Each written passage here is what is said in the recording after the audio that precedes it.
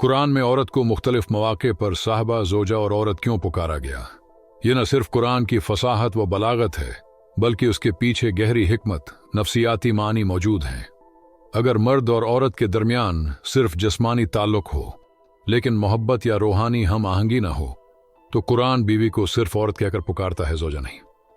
مثال کے طور پر اللہ نے فرمایا، نوح کی عورت یا لوط کی عورت۔ اب دونوں پیغمبر تھے، لیکن ان کی بیویاں ایمان نہیں لائی اور فکری مطابقت نہیں تھی، اس لیے قرآن میں ان کو صرف عورت کہہ کر پکارا گیا، جیسے اللہ نے کہا فرعون کی عورت۔ اب فرعون تو کافر تھا، مگر اس کی بیوی مومنہ تھی، یہاں پر بھی ذہنی ہم آہنگی نہیں تھی تو صرف عورت کہہ کر مخاطب کیا۔ اس کے برعکس جب مرد اور عورت میں جسمانی تعلق کے ساتھ ساتھ ذہنی ہم آہنگی اور ہم مزاجی ہو تو قرآن زوجہ کا لفظ استعمال کرتا ہے، جیسے فرمایا، اے آدم تم اور تمہاری بیوی جنت میں رہو، یا اے نبی اپنی بیویوں سے کہہ دو، جو اس بات کا اظہار تھا کہ ان کے درمیان بہترین رفاقت تھی۔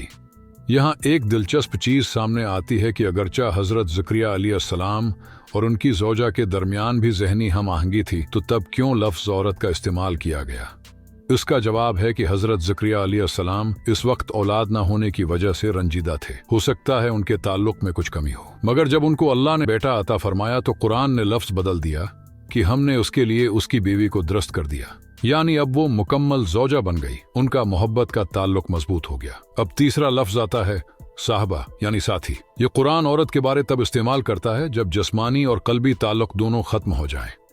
مثال کے طور پر جب قیامت کے مناظر کا بیان ہوتا ہے کہ سب رشتے ایک دوسرے سے بھاگیں گے، تو وہاں بیوی کے لیے صاحبہ کا لفظ آیا، کیونکہ قیامت کی سختی اور موت کی وجہ سے اب کوئی تعلق باقی نہیں رہا، بس اپنی اپنی پڑ گئی۔ سبحان اللہ! یہ قرآن کی زبان کا اعجاز ہے کہ ہر لفظ موقع محل کے مطابق ناپ تول کر استعمال ہوا، اور غور کرنے والوں کے لیے ایسی حکمتیں پوشیدہ ہیں کہ انسان حیران رہ جاتا ہے۔ اللہ ہم سب کو قرآن سمجھ کر پڑھنے کی توفیق بخشے، آمین۔